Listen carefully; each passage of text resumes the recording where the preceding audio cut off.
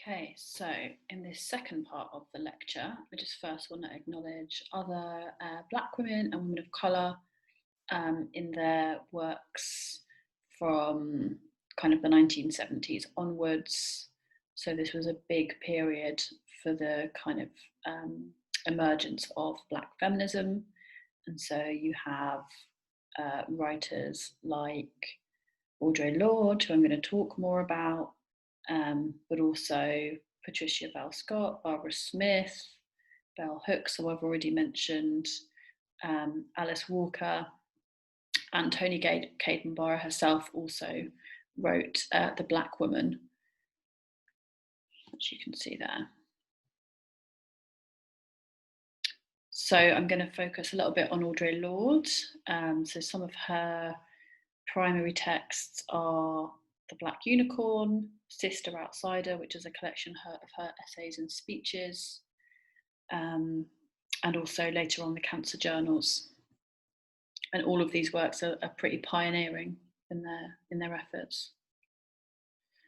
So to talk about Audre Lorde and her identity then, and this is taken from her essay, Age, Race, Class and Sex, Women Redefining Difference. So she says, as a 49-year-old Black lesbian feminist, socialist mother of two, including one boy, and a member of an interracial couple, I usually find myself a part of some group defined as other, deviant, inferior, or just plain wrong. So there's a sense in which Audre Lorde, in occupying these different positions and intersections of her identity, always is somehow defined as other or as an outsider. So her collection is called Sister Outsider, and she says, as a Black lesbian feminist, comfortable with the many different ingredients of my identity, and a woman committed to racial and sexual freedom from oppression, I find I'm constantly being encouraged to pluck out one aspect of myself and present this as the meaningful whole, eclipsing or denying the other parts of self. But this is a destructive and fragmenting way to live. My fullest concentration of energy is available to me only when I integrate all the parts of my living. Only then can I bring myself and my energies as a whole to the service of those struggles which I embrace as part of my living. So again, that word integration that we also saw earlier, and this question of wholeness and not being fragmented through her different forms of identity.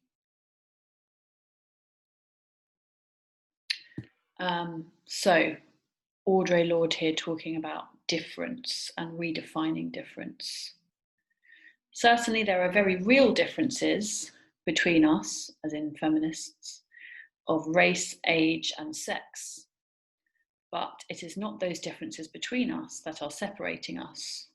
It is rather our refusal to recognise those differences and to examine the distortions which result from our misnaming them and their effects upon human behaviour and expectation.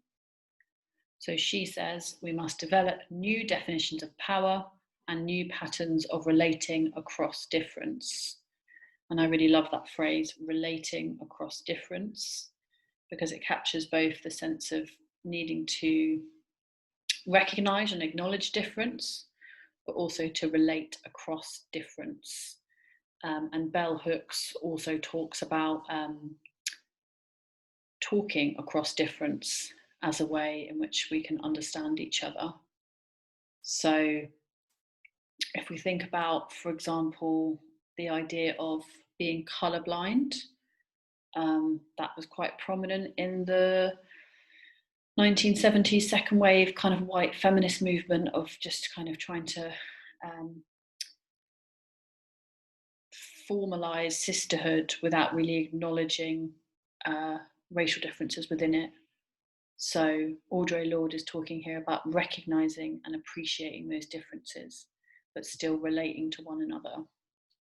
And she also says there is no such thing as a single issue struggle because we do not live single issue lives. And that's quite interesting if we think about politics at the moment, because quite often political movements do focus on quite single issue areas rather than a sense of intersectionality, and white feminism being principally kind of around that area of questions of sex rather than other aspects of identity.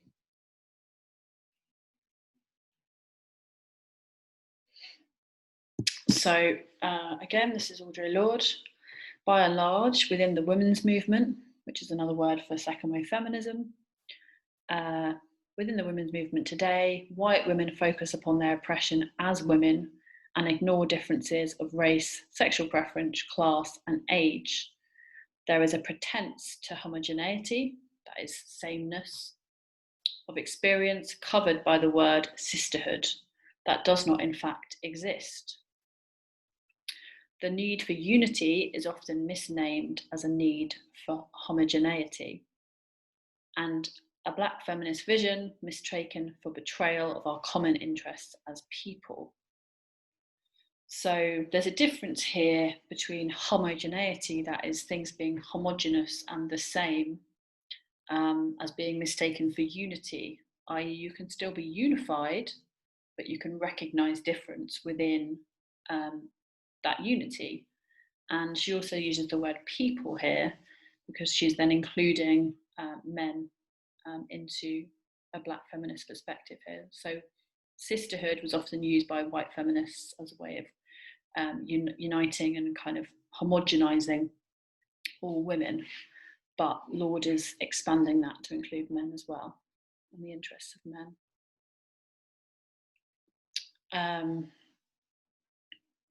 And this is another of her essays, There is no hierarchy of oppression, where she says, within the lesbian community, I am Black, and within the Black community, I am a lesbian.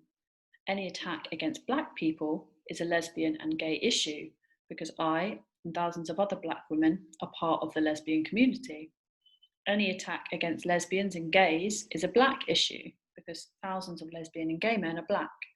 There is no hierarchy of oppression. So, again, this is a sense in which we can acknowledge and recognise difference and differences in identity, but also build collective political struggles that unite across that sense of difference.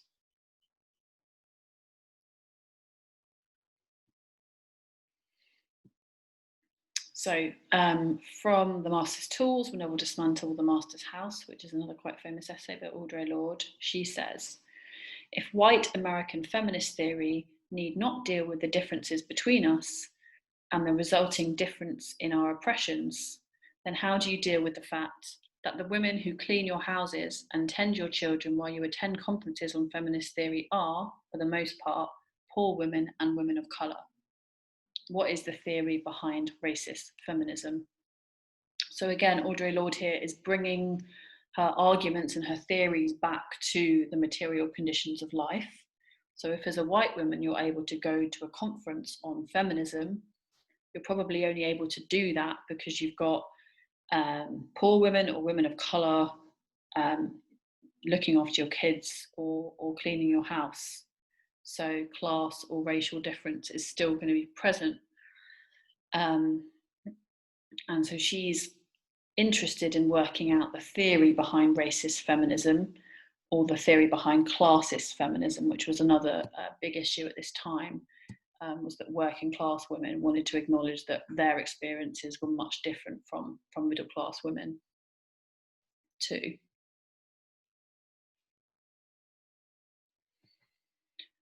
So again, from The Master's Tools, We Never Dismantle the Master's House, Audre Lorde says, advocating the mere tolerance of difference between women is a total denial of the creative function of difference in our lives.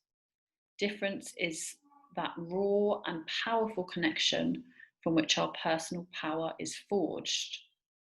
So there was a sense in which, during second wave feminism in the 70s, white women were tolerant of difference, so they would happily have women of colour within the movement, but they weren't really acknowledging it existing beyond a sense of tolerance. And here, what is interesting is Lord is moving towards a sense in which difference can perform a creative function. That difference itself can be a powerful tool for understanding the world. It's a connection, but it's also a sense in which you can essentially grow as a person if you are surrounded by difference. If as a white woman you're only surrounded by other white women, then you're not going to understand the world in any kind of way. You have to put yourself in positions to be around different forms of difference in order to grow and to have that personal power.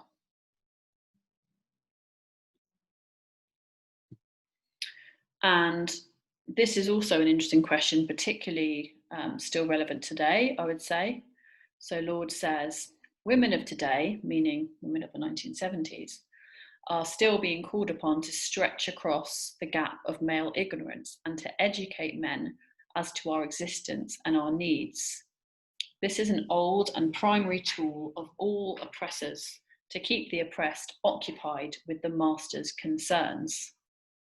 So this is that men ask women, oh, what's feminism? What do you need? How do I grow as a man? How can I help women?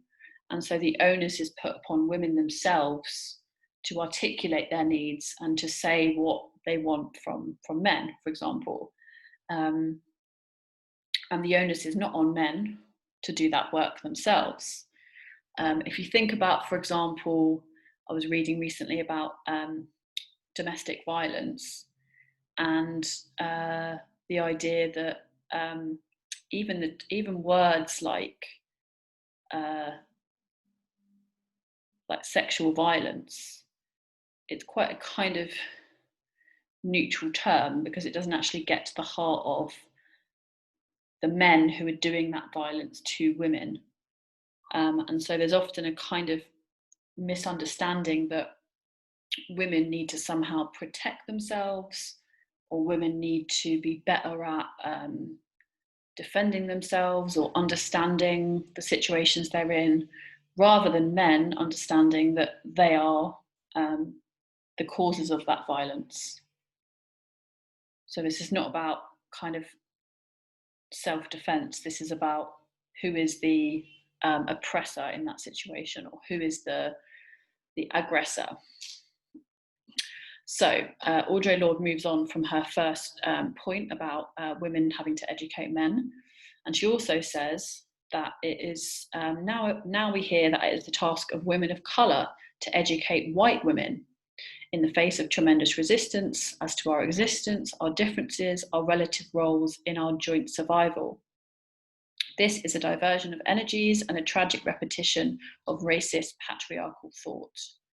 So we see this quite a lot, and still right now, if you think about the Black Lives Matter movement, there's quite a lot of discussion around women of colour, Black women, not having to educate white women. So a kind of classic thing you'll hear is white women or white people say, oh, how do I become less racist? What do I need to do? Or what can I do to help? And people like Audre Lorde, and also much more contemporary Black thinkers, will say, we've already done the work. We've already told you what you need to do. You just need to go and read Audre Lorde. You need to go read Bell Hooks. You need to go and read all these amazing Black feminist thinkers and writers of colour who have already articulated their needs multiple times.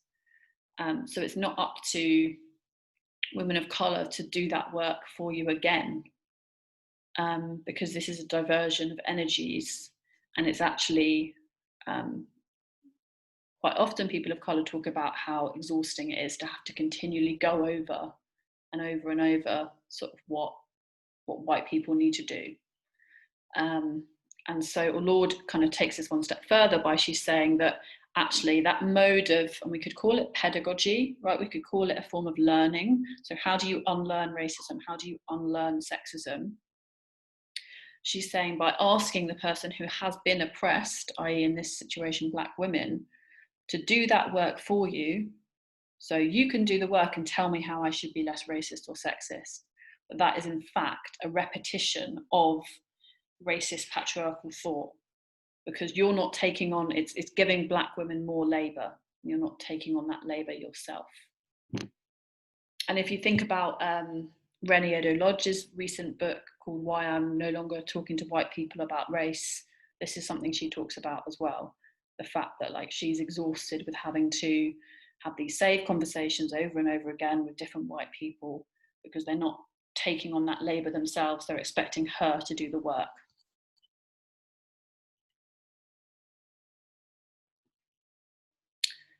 So Audre Lorde then can be understood as what Sarah Ahmed has termed a feminist killjoy. Sarah Ahmed's a contemporary feminist of colour.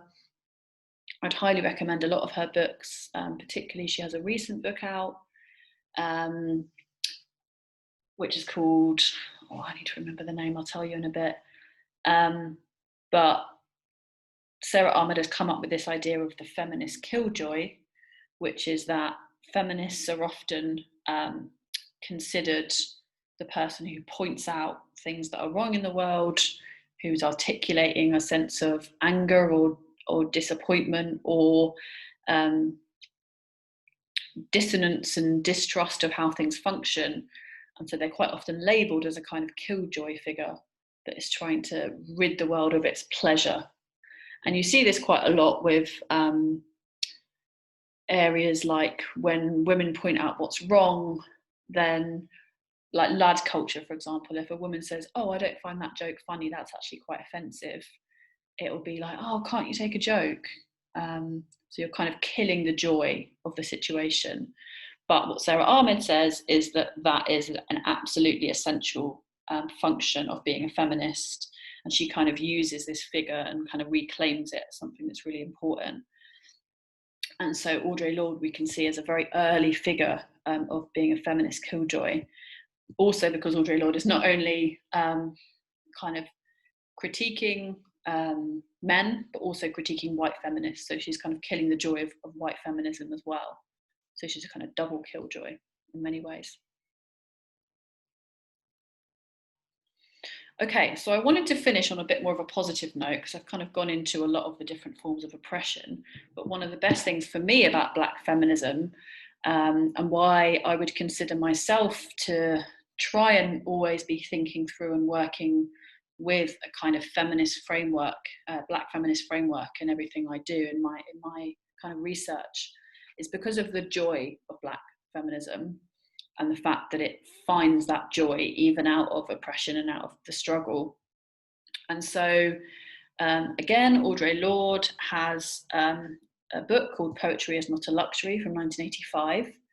And she talks here about how important words are to Black feminism. So she says, poetry is not a luxury. It is a vital necessity of our existence. It forms the quality of the light within, which we predicate our hopes and dreams towards survival and change, first made into language, then into idea, then into more tangible action. Poetry is the way we help give name to the nameless so it can be thought.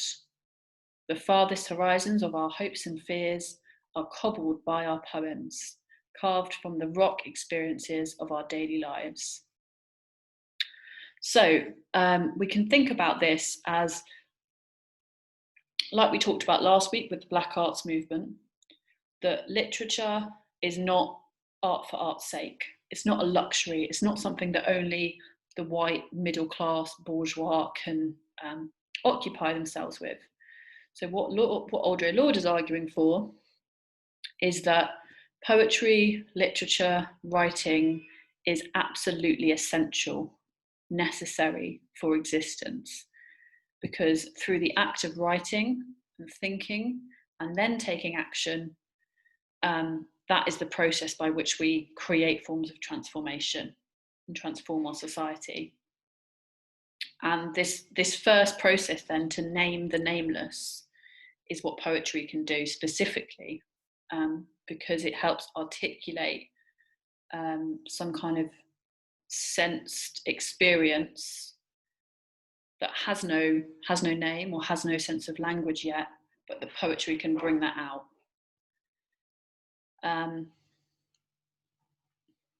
And this is an idea that is also echoed by Bell Hooks in Wounds of Passion, A Writing Life. And Bell Hooks has a number of amazing theoretical works that I'd highly recommend. So she says, writing is my passion. Words are the way to know ecstasy. Without them, life is barren.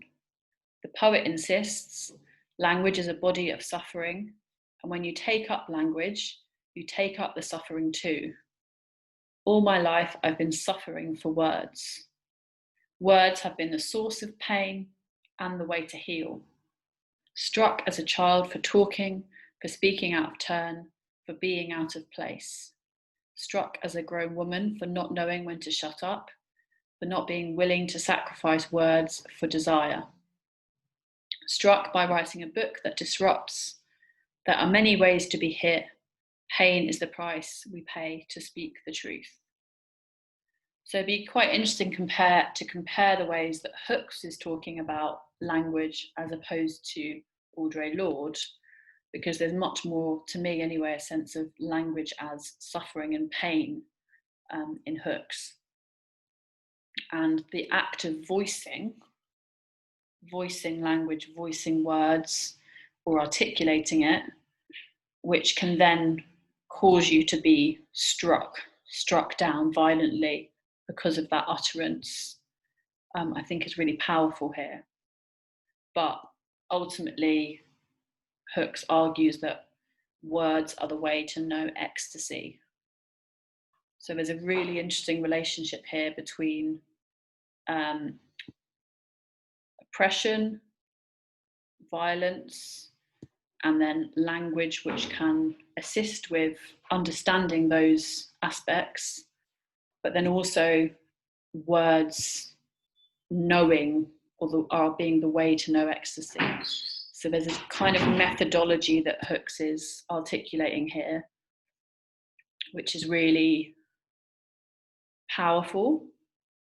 And there's also a kind of process which Hooks is taking us through in this quotation, from suffering, sources of pain, being struck down, but continually not shutting up, not sacrificing your words, and continuing to speak. And so, on that note, I wanted to share another poem by Maya Angelou, and you might have heard of this one. It's called Still I Rise. You may write me down in history with your bitter, twisted lies. You may trod me in the very dirt, but still like dust, I'll arise. Does my sassiness upset you? Why are you beset with gloom? Just because I walk as if I have oil wells pumping in my living room. Just like moons and like suns with the certainty of tides, just like hope springing high, still I rise. Did you want to see me broken, bowed head and lowered eyes, shoulders falling down like teardrops, weakened by my soulful cries? Does my sassiness upset you? Don't take it so hard just because I laugh, as if I have gold mines digging in my own backyard. You can shoot me with your words, you can cut me with your lies, you can kill me with your hatefulness, but just like life, all right. Does my sexiness offend you? Oh. Does it come as a surprise that I dance? as if I have diamonds at the meeting of my thighs. Out of the huts of history's shame I rise. Up from a past rooted in pain I rise. A black ocean leaping and wide, welling and swelling and bearing in the tide. Leaving behind nights of terror and fear I ride. Into a daybreak miraculously clear I rise. Bringing the gifts that my ancestors gave. I am the hope and the dream of the slave. And so, there I go.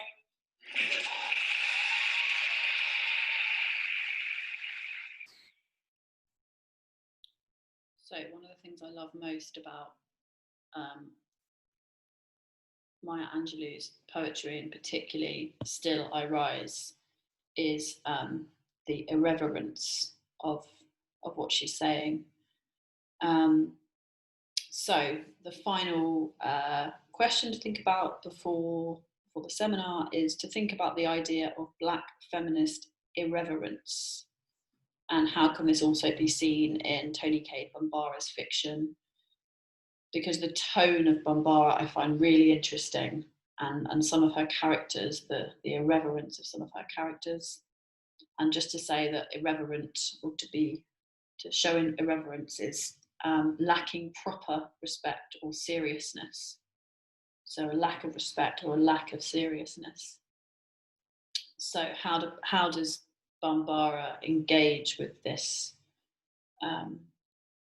or perform this idea of irreverence? And what, I guess the other question would be, what is she irreverent to? So what is Maya Angelou being irreverent to?